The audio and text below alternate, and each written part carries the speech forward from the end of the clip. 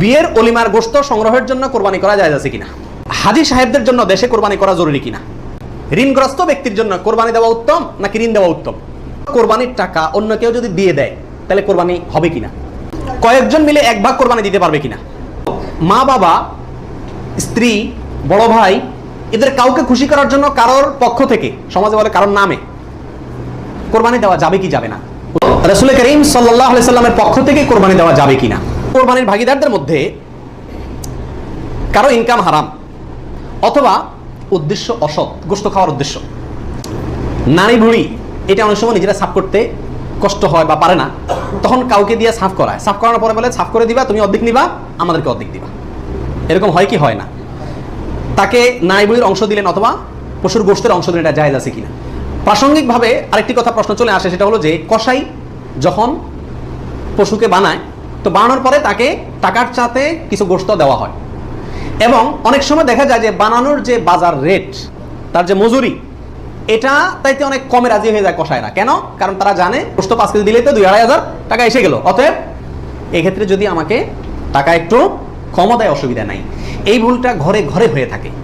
কোরবানির পশু যারা বানায় সে কসাইদেরকে গোশত দেয় না, এমন মানুষ সারা বাংলাদেশে খুঁজে কয়জন পাওয়া যাবে আমার সন্দেহ আছে। কোরবানির মধ্যে সবচেয়ে বড় দাগের ভুলগুলোর ভিতরে এটা অন্যতম। এভাবে যদি কেউ করে তাহলে এটা বড় ধরনের ভুল। কোরবানি হওয়া না হওয়া নিয়ে টান দিবে।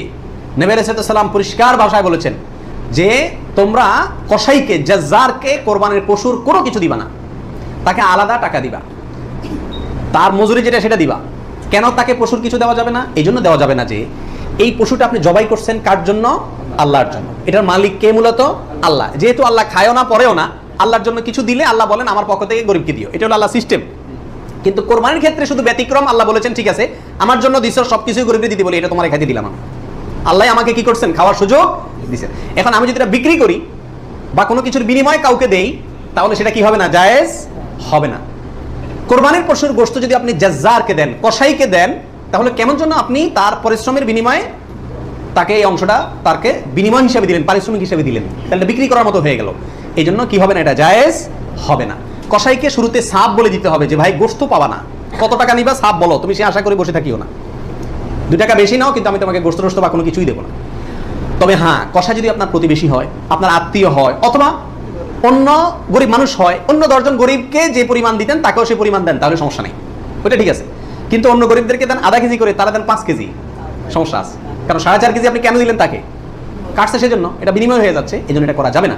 অতএব নারী বুড়িও যদি কেউ সাফ করে তাকেও কি দেওয়া যাবে না? ওই নারী বুড়ি সাফের বিনিময়ে নারী বুড়ির অর্ধেক বা গরুর কোনো অংশ তাকে দেওয়া যাবে না। সাফ করলে সাফের বিনিময়ে তাকে ক্যাশ টাকা দিয়ে দিবেন। কথা বুঝতে পারছি? নারী বুড়ি যদি দিতে হয় তাহলে গরিব মানুষ হিসাবে দিলেন, সেটা ভিন্ন কথা, কিন্তু এজ এ তার কাজ পারিশ্রমিক হিসাবে কি করতে পারবেন না? দিতে পারবেন না। এটা বড় ভুলের ভিতরে একটা, এবং এটা প্রচুর পরিমাণে মানুষকে সচেতন করা দরকার ব্যাপারে। কোরবানির ভাগীদারদের মধ্যে কারো ইনকাম হারাম অথবা উদ্দেশ্য অসৎ, গোশত খাওয়ার উদ্দেশ্য আছে না? নেই? কোরবানি না দিলে ছেলে মেয়েগুলা কার দিকে চেয়ে থাকবে, কোরবানি না দিলে নতুন আত্মীয় তারা কি বলবে, ব্যয়ের বাড়িতে রান কেমনে পাঠাবো, এরকম অনেক উদ্দেশ্য থাকে কি থাকে না?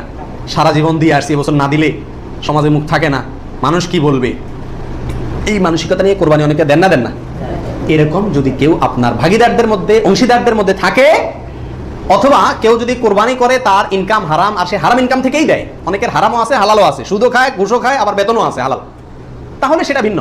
একজনে কোরবানির পশুতে হারাম ইনকাম ইনভেস্ট করছে আপনি জানেন, অথবা তার উদ্দেশ্য অসৎ, তাহলে এই পশুতে আপনি এবং আরো যে কয়জন অংশগ্রহণ করবে কারোর কোরবানি হবে না। এই জন্য অংশীদার এবং কোরবানির ভাগী নেওয়ার ক্ষেত্রে বহু হিসাব নিকাশ করে নিতে হবে। যে ব্যক্তি গোশতের ধান্দায় বা অন্য কোনো ধান্দায় করে তাকে ভাগীদার নেওয়া যাবে না। কথা বুঝে আসছে? নিতে হবে যে শুধুমাত্র আল্লাহ সন্তুষ্ট করার জন্য, আল্লাহর সন্তুষ্টির জন্য যে কোরবানি করে তাকে, এবং সরাসরি হারাম টাকা ইনভেস্ট না করে ওই ব্যক্তিকে, যার ইনকাম হালাল, এরকম ব্যক্তিকে ভাগীদার হিসেবে নিতে হবে। আর না হলে ভাগী দেওয়ার দরকার নাই, একা একাই দিতে হবে। আল্লাহ তৌফিক দান করুন।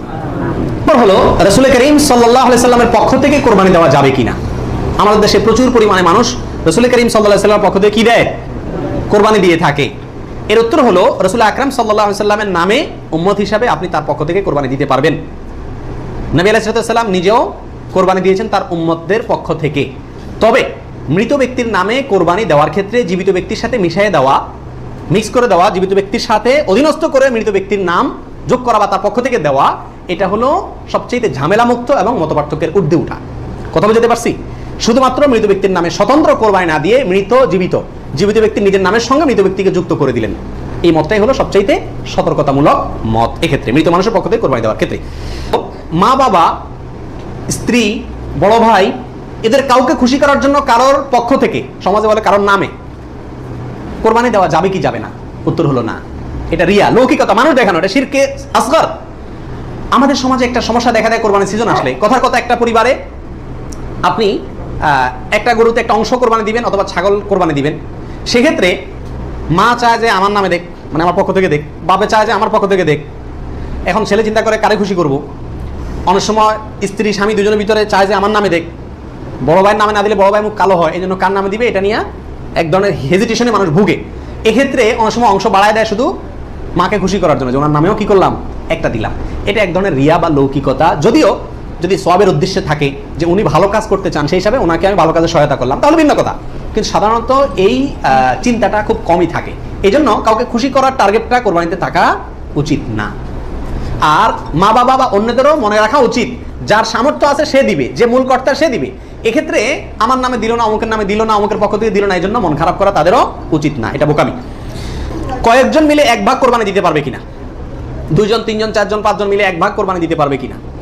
প্রবাসে দেখা যায় একটা রুমে 3 জন 4 জন আছে, তো কোরবানিদের দিন 4 জন মিলে যায় কি করে, একটা ছাগল কিনে নিয়ে আসে, আয়না জবাই করে। তো 4 জন মিলে যদি একটা ছাগল দেয়, অথবা একটা অংশ গরুতে হোক অথবা ছাগলে হোক, কোরবানিতে যদি একাধিক ব্যক্তি যদি এক অংশ দেয়, কোরবানি হবে? হবে না। একটা অংশ একজন দিবে, সেখানে কয়েকজন যদি সেখানে অর্থায়ন করে, কয়েকজন ভাগ বসায়, আর এক অংশ কয়েকজন মিলে দেয়, তাহলে কি হবে না? কোরবানি হবে না, ওইটা গোশত খাওয়া হবে। প্রবাসে যারা, যেসব ভাইরা, লক্ষ লক্ষ ভাইরা প্রবাসী আছেন, দেখা যায় যে 5 জন 6 জন 7 জন একটা রুমে আছেন, তো তারা সবাই মিলে একটা ছাগল কিনে এনে গোশত খান, কোরবানি তাদের উদ্দেশ্য থাকে না।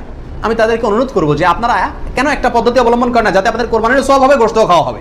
সেটা হলো এই, আপনাদের 6 জনের মধ্যে সবাই টাকাটা একজনকে মালিক বানায় দেন, যে ভাই আপনি সিনিয়র মানুষ বা আপনি বড় ভাই, আপনাকে আমরা সবাই মিলে 100 করে 500 রিয়াল দিলাম, আপনি এই টাকা দিয়ে একটা ছাগল আয়না কোরবানি করেন। উনি ওনার জন্যই কোরবানি করলো, আপনারা সবাই টাকাটা দিলেন, তাহলে আপনারা যে সহায়তা করলেন সব পেলেন কি পেলেন না? আর ওনার কোরবানিটাও হয়ে গেল, গোশতও খাওয়া হয়ে গেল, একসাথে সবগুলা পাখি এক ডিলে মারা গেল। আর যদি সবাই ঈদের দিনই জবাই করবেন ছাগল, তাহলে কোরবানি কেন করবেন না? একটু চালাক হলেই কোরবানির সওয়াবটাও হয়ে যাচ্ছে, গোশত খাওয়াটাও হয়ে যাচ্ছে। প্রবাসী ভাইদের ভিতরে এই সমস্যাটা প্রচুর পরিমাণ দেখা যায়, যে 5-6 জন মিলে ছাগল কিনে কোরবানির নিয়ত কেউই করে না, অথবা সবাই মিলে কোরবানির নিয়ত করে, যার দুইটাই কি ভুল। কোরবানির টাকা অন্য কেউ যদি দিয়ে দেয়, তাহলে কোরবানি হবে কিনা? আমি গরিব মানুষ, আমি কোরবানি করতে চাচ্ছি, অথবা সামর্থ্যবান, আমাকে একজনে টাকা দিয়ে দিল যে আপনাকে একটা ছাগল দিয়ে দিলাম, অথবা আপনার ছাগলের টাকা দিয়ে দিল যে আপনি কোরবানি দিয়ে, আমার পক্ষ থেকেই কোরবানি দেওয়ার জন্য কেউ আমাকে টাকা দিয়ে সহায়তা করলো, হেল্প করলো, এতে আমার কোরবানি দিলে কোরবানি হবে কি হবে না? কি বলেন আপনারা? হবে। যদি কেউ টাকা দিয়ে আপনাকে কোরবানির জন্য সহায়তা করে, ছাগল কিনে দিল, গরু কিনে দিল, কোরবানির অংশের টাকা দিয়ে দিল, আপনার পক্ষ থেকে কোরবানি দেওয়ার জন্যই আপনাকে টাকা দিছে, তার টাকা দিয়ে আপনি নিজে কোরবানি দিলেন নিজের পক্ষ থেকে, এটাতে কোনো অসুবিধা নাই। যে কোনো অর্থনৈতিক ইবাদতে অর্থটা যদি দ্বিতীয় পক্ষ দিয়ে দেয়, অন্য কেউ দিয়ে দেয়, এবং তার টাকা দিয়ে আপনি ইবাদতটা করেন, তাহলে জায়েজ আছে। যেমন আপনি হজ করবেন, আপনি ওমরা করবেন, আপনাকে হজের টাকাটা আমি দিয়ে দিলাম, আপনি হজ করবেন, আমি দিয়ে দিলাম, আমি এটা আমার পক্ষ থেকে করার জন্য দেই না, আপনার হজ আপনি করেন, আমি টাকা দিয়ে দিলাম, হেল্প করলাম আপনাকে, অথবা কিছু হেল্প করলাম, এটাতে কোনো অসুবিধা নাই। ওমরার ক্ষেত্রেও নাই, ঠিক কোরবানির ক্ষেত্রেও অন্য কেউ টাকা দিলেও আপনার পক্ষ থেকে কোরবানি করার জন্য যদি অর্থায়ন করে বা সহায়তা করে বা টাকা দেয়, সেই টাকা দিয়ে আপনি কোরবানি দিলে কি হবে? আপনার কোরবানি হয়ে যাবে। লোন করে কোরবানি করা যাবে কিনা, হাওলাত করে, ঋণ করে কোরবানি করা যাবে কিনা? এর উত্তর হলো যাবে, যদি সেই ঋণের টাকাটা দেওয়ার মতো ব্যবস্থা বা ইচ্ছা, সদিচ্ছা থাকে, তাহলে ঋণ করেও কি দেওয়া যাবে? ঋণ করে ভালো কাজ করা যায়। 28 নম্বর প্রশ্ন হলো, ঋণগ্রস্ত ব্যক্তির জন্য কোরবানি দেওয়া উত্তম নাকি ঋণ দেওয়া উত্তম? উত্তর হলো ঋণ দেওয়া উত্তম, কারণ কোরবানির চাইতে তার জন্য ঋণের গুরুত্ব বেশি। সে যদি ঋণগ্রস্ত হয়, তার জন্য কোরবানি ইসলামী শরীয়তে তার জন্য কোরবানি না, তার জন্য ঋণ দেওয়া জরুরি। সে ঋণ পরিশোধ করবে, এরপরে টাকা থাকলে কোরবানি দিবে, না থাকলে কোরবানি দিবে না। কিন্তু আমাদের আজকাল অবস্থা হলো, ঋণ থাকলেও আমরা কোরবানি দিই, কারণ না দিলে মুখ রক্ষা হয় না, ছেলে মেয়ে কার দিকে চেয়ে থাকবে, গোশত করতে কে খাবে। অতএব এগুলা কোরবানি না, এগুলা নিছক গোশত খাওয়া এবং ফুর্তি। হাজী সাহেবদের জন্য দেশে কোরবানি করা জরুরি কিনা? যারা হজ করতে আসছেন, তারা দেশে তাদের পক্ষ থেকে কোরবানি দিতে হবে কিনা?